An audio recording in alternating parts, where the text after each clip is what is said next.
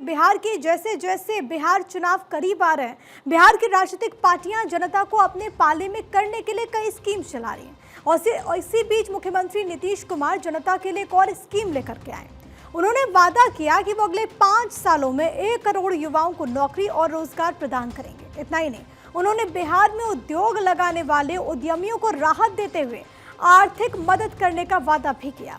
CM ने कहा कि राज्य सरकार की इस पहल का उद्देश्य बिहार में उद्योग को बढ़ावा देना, बिहार के युवाओं को आत्मनिर्भर बनाना और युवाओं को अधिक से अधिक रोजगार देना है। बिहार सरकार चुनाव आने पर युवाओं को साधने का प्रयास कर रही है। सीएम नीतीश कुमार ने अपने सोशल मीडिया अकाउंट के जरिए युवाओं से वादा करते हुए कहा कि हमारी सरकार ने 1 करोड़ युवाओं को 5 साल के भीतर नौकरी और रोजगार देने का लक्ष्य रखा। सरकार 2020 में 7 निश्चय 2 योजना के तहत की गई घोषणा के क्रम में 50 लाख युवाओं को सरकारी नौकरी रोजगार देने के लक्ष्य को पूरा सरकार ने किया है। इस बात का भी वो जिक्र करते हैं। सीएम नीतीश ने कहा कि राज्य में रोजगार बढ़ाने के लिए सरकार उद्योग लगाने और स्वरोजगार करने वालों को कई तरह की सुविधाएं देकर प्रोत्साहित कर रही है।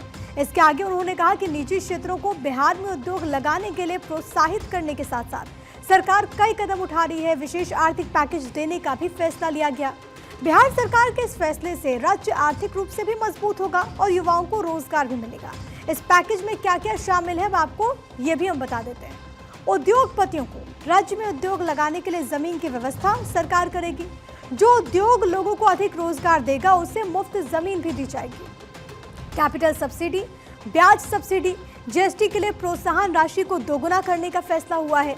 इसके तहत उद्योग लगाने के लिए आवंटित भूमि से संबंधित विवादों को भी खत्म किया जाएगा।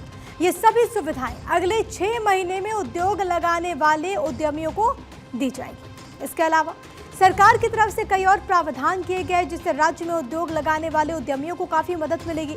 उन्होंने कहा कि इस संबंध में पूरी जानकारी अलग से जारी होगी। इसके अलावा मुख्यमंत्री ने कहा कि सरकार ने किशनगंज, कटिहार, रोहतास, शिवहर, लखीसराय, इसके अलावा अलवर, शेखपुरा में नए मेडिकल कॉलेजेस खोलने का फैसला लिया। सीएम कहते हैं कि हम रेल मंत्रालय से त्योहारों के मौसम में बिहार के लिए और अधिक विशेष ट्रेन चलाने का अनुरोध भी करेंगे।